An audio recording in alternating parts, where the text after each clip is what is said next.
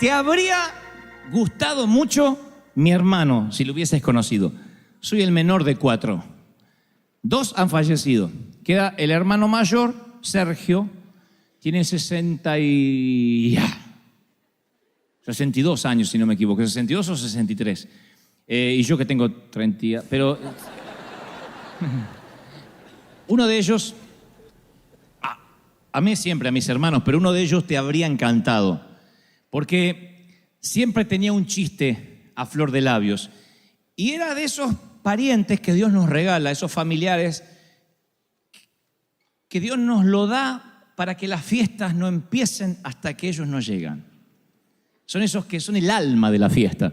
Él podía hacerse amigos de cualquiera, tenía un carisma que supongo que había heredado de mamá, de la vieja que siempre fue artista. Y él creo que tenía ese alma de artista.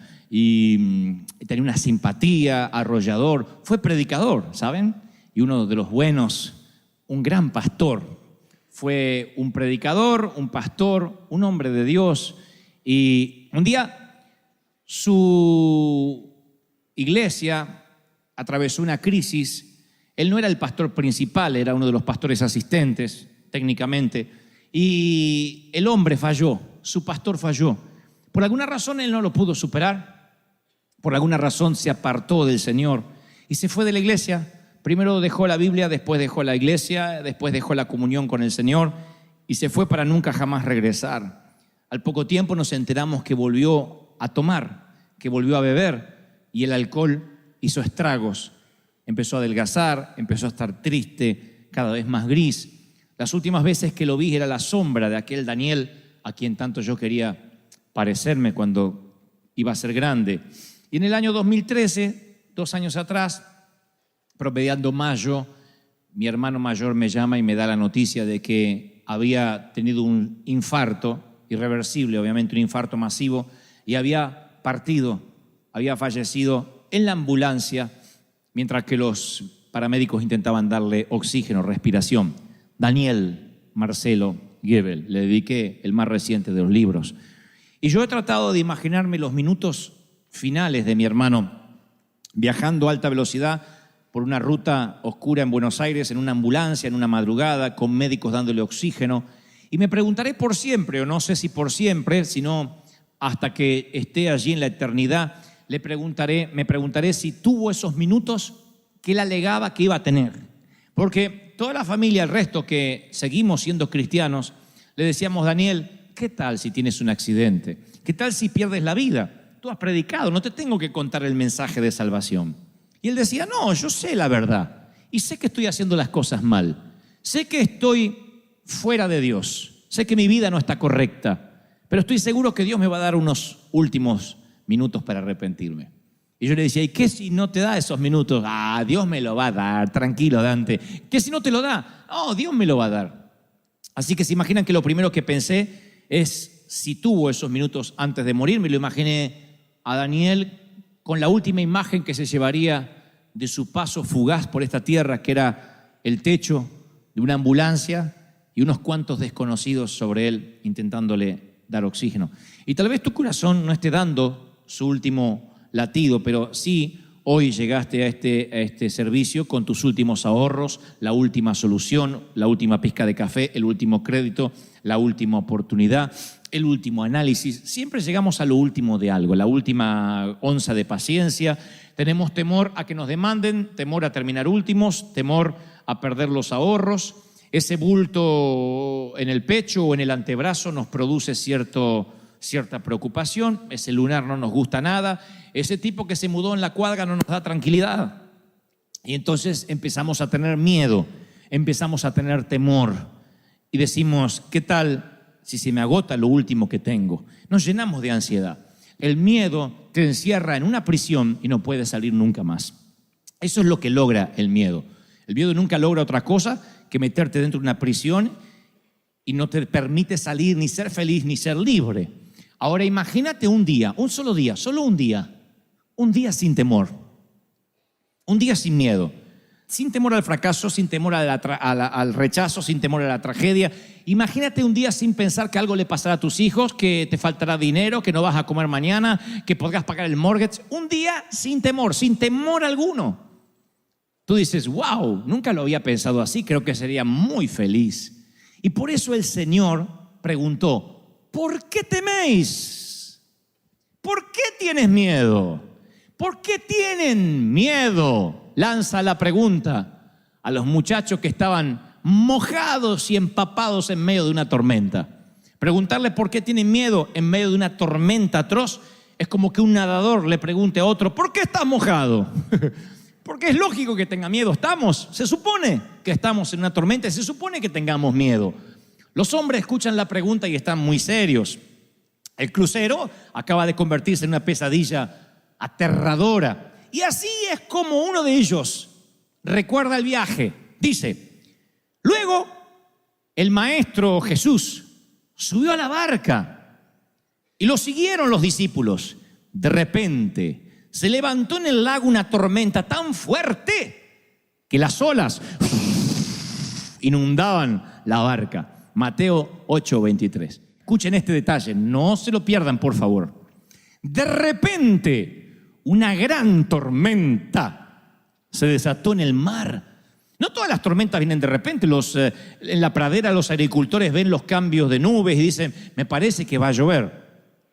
Los que saben de tormentas dicen, mi mamá decía, me está doliendo la cadera, va a llover. Nunca supe cómo se conectaba la cadera con el clima, pero no fallaba la vieja. Era un barómetro. Ella decía, me duele la cadera, va a llover. Nunca usamos servicio meteorológico. La gente venía a decirle, Nelly, ¿le duele la cadera? Sí, ¿para cuándo? Para mañana. Y se venía la tormenta. Sin embargo, dice el apóstol, no, que esta tormenta saltó como un león desde el césped, de golpe, agazapada. Y Pedro y Juan luchan, son pescadores. Y el oficio les hace hacer que traten de mantener la vela lo más abajo posible.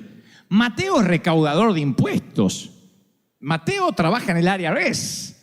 Sabe tanto de velas, barcos y tormentas como yo de japonés, mandarín e inglés. Así que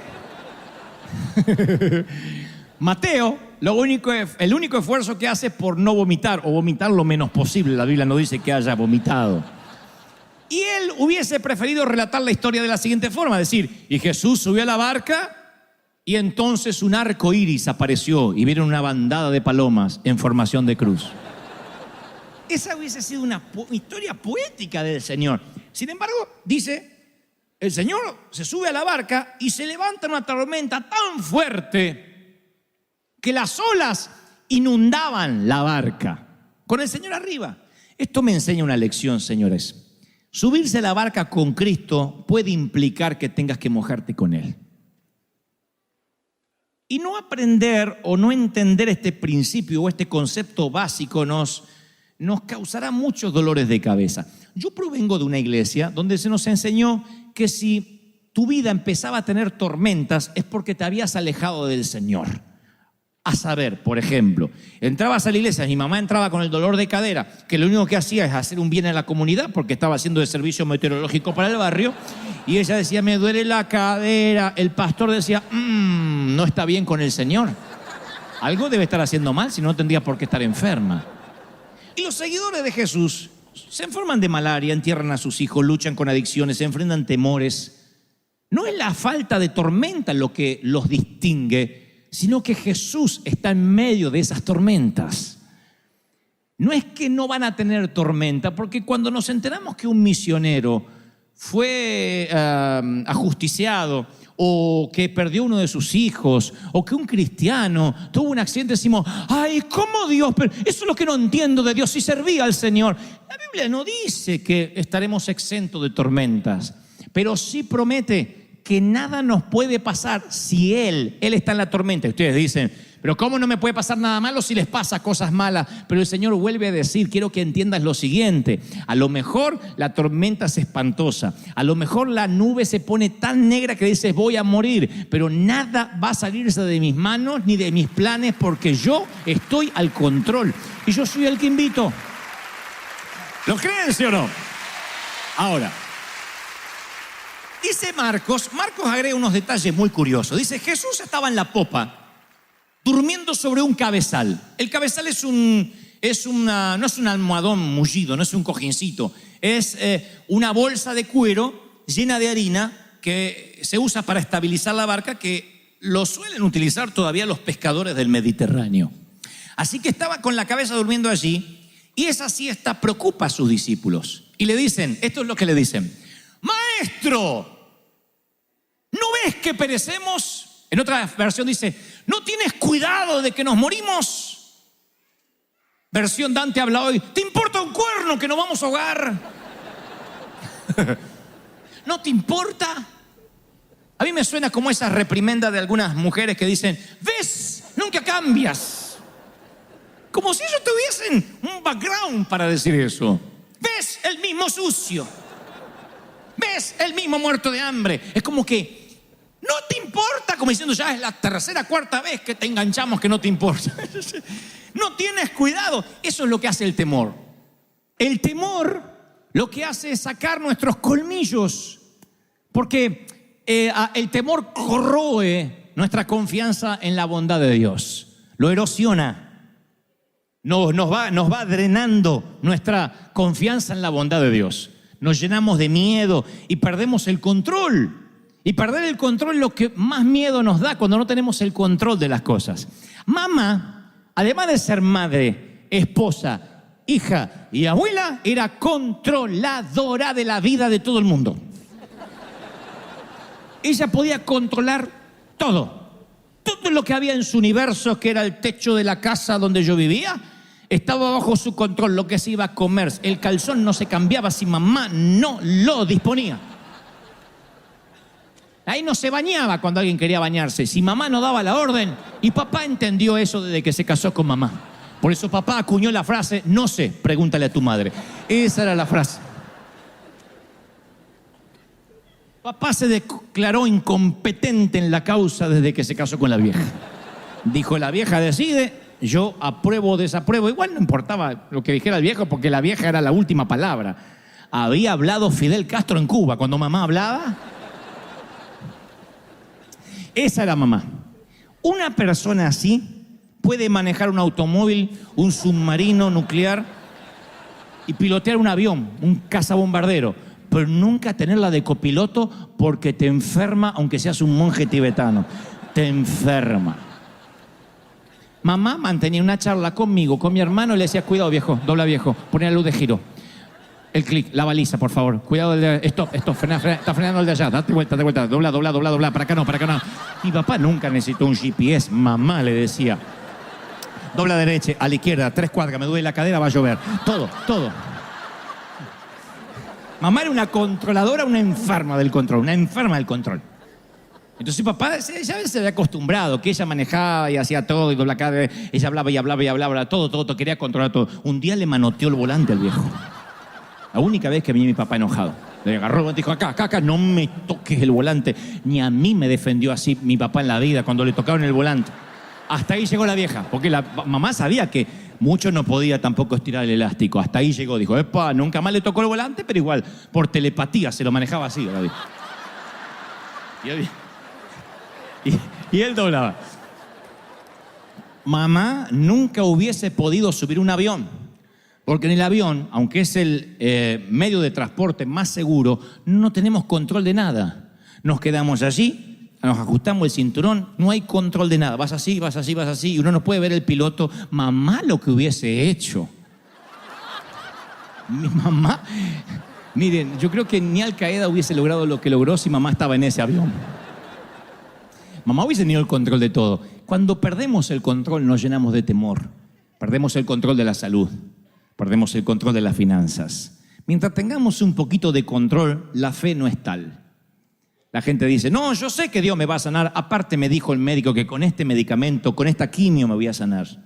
Yo sé que Dios está conmigo porque aparte me lo dijo el contador, que no todo está perdido, que puede arreglar todavía los papeles. Mientras que haya una esperanza de que todavía tengo el control, no tenemos temor. Pero llega un momento en que llega la carta del banco y te dice que estás fuera, que eres historia, 5 días para desalojar. o el diagnóstico. No podemos hacer nada. Vaya a casa y pase los últimos días con su familia. O el día que nos enteramos de que el amor se fumó. O el día que nos enteramos que finalmente lo que temíamos ocurrió y no hay esperanza. Y cuando se acaba nuestra esperanza de control, es allí cuando decimos como las hermanas de Lázaro: ¡Ja! Yo lo único que quería es que lo hicieras, que sanaras a mi hermano, pero no estuviste aquí. ¿No ves que mi hermano se murió? ¿No ves que perecemos? Y la fe de resurrección es la que abandonamos. Pensamos que el Señor, hasta Dios tiene un límite. Hasta Dios puede hacer milagros, pero bueno, no tan al límite. Y yo recuerdo de mi mamá todas las frases que ella tenía, una detrás de la otra, muchos clichés, muchas frases. Y Jesús le declaró la guerra al temor, al punto tal que él mencionó 125 oraciones en modo imperativo, de las cuales 80 tienen que ver con no temas, no tengas temor, no te inquietes. Y en toda la Biblia, desde Génesis hasta Apocalipsis, la palabra no temas figura, adivinen, 365 veces. Podría figurar 364 veces si estaría bien, o ¿qué tal 366? Pero solamente aparece no temas y es la única frase que se repite 365 veces. Eso tiene que tener una explicación. Y la primera que se me ocurre es la que se te está ocurriendo a ti también. Hay un no temas para cada día del año, desde el 1 de enero hasta el 31 de diciembre. No temas, no temas, no temas. Alguien necesita oírlo. No tengas miedo. No teman, ustedes valen más que muchos pajaritos, le dice el Señor a un grupo de gente. No teman por lo que habréis de vestir o de comer. Menciona en otro mensaje. Y como si no tuviera otro tema, más adelante dice: no temas, cree solamente. Tened ánimo, soy yo, no temáis. Menciona caminando mientras que se parece un fantasma sobre el agua. No temáis a los que matan el cuerpo. Preocupaos si pudieran quitarte el alma, pero no temas por el cuerpo. Le dice a su grupo íntimo: no temas, manada pequeña, a un anillo más grande, ya es un círculo un poquito más grande, porque vuestro Padre os ha placido daros el reino. No se turbe vuestro corazón, ni tenga miedo, le dice un padre desesperado. Luego hay una gran multitud y dice: y oiréis de guerra y de rumores de guerra, mas ustedes no teman, no tengan miedo. Va a ser un milagro. Jesús se le acerca, lo toca y le dije: levantaos. Y los leprosos que nadie los tocaba, dice: ¡hey! No teman. Cuando el Señor ascendió a los cielos, si pudieras haber hablado con cualquiera de los discípulos, le preguntarías: ¿qué frase repetía una y otra vez? No será levántate, ni serás poderoso, ni los ungiré. Es: no tengas miedo. ¿Por qué tienen miedo? Hombres de poca fe. Yo estoy en la barca, estoy en tu vida. ¿Me veas o no me veas? Y si cuando a la altura de los ojos me tratas de buscar y no estoy, búscame entre los cabezales, quizás esté echando una siesta. Si no estoy en estribor, estaré en la proa, a babor, en algún lado en el barco, pero no me bajo del barco si tú estás arriba. Y más, si yo te invité a navegar, yo no me bajo del barco. No tengas temor.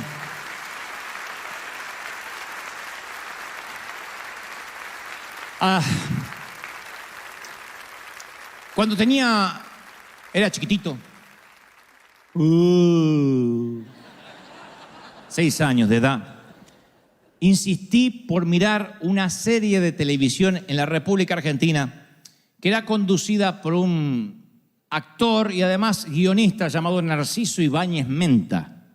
Pueden buscarlo, googlearlo, Narciso Ibáñez Menta. No era tanto las teleseries que producía en Argentina, sino la forma de presentar. Él aparecía con una vela en la mano, con una capa negra, tenía una barba en punta, flaco, esquelético, y decía: voy a presentarles una historia que le pondrá los pelos de punta.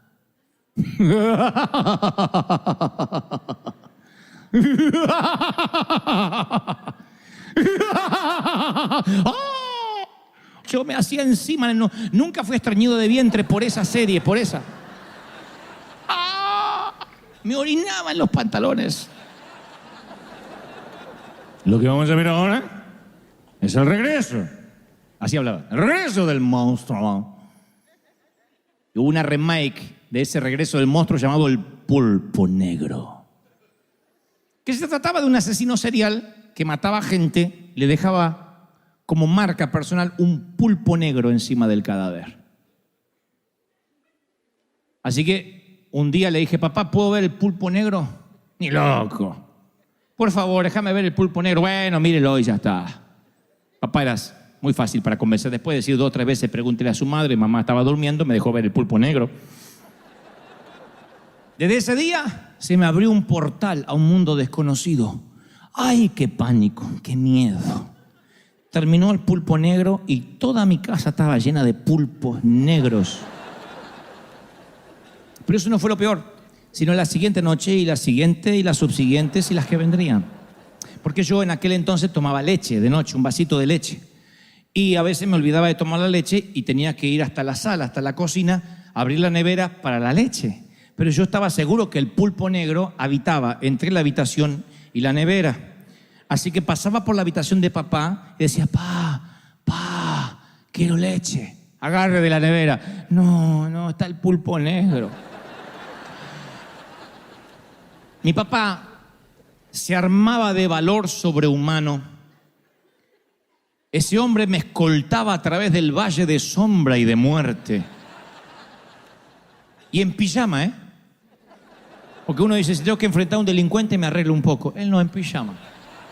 En pijama iba así y sin miedo al pulpo negro. Abría la nevera, me servía el vasito de leche, esperaba que lo tomara y decía, a la habitación. Primero que me sorprendía de papá, ¿cómo podía dormir cuando había un pulpo en la casa? ¿No ves que morimos? ¿No te importa que nos hundimos? Oh, entendía a los discípulos. Dormía como un condenado mientras que el pulpo merodeaba a los niños de ese vecindario. Y lo segundo, cuando él se levantaba y me daba el vaso de leche, casi sin encender la luz de la nevera era el único testigo de lo que ocurría. Yo miraba a mi papá y decía, ¿de qué está hecho este hombre? ¡Qué valor sobrehumano! ¿Quién es este hombre que aún el pulpo negro le obedece y tomaba mi leche? Los discípulos le dijeron, Señor, ¿no ves que morimos? Y él se levanta, aquíétate, mar, y detiene los vientos. Y los discípulos dicen, ¿quién es este hombre que aún el viento y el mar le obedecen?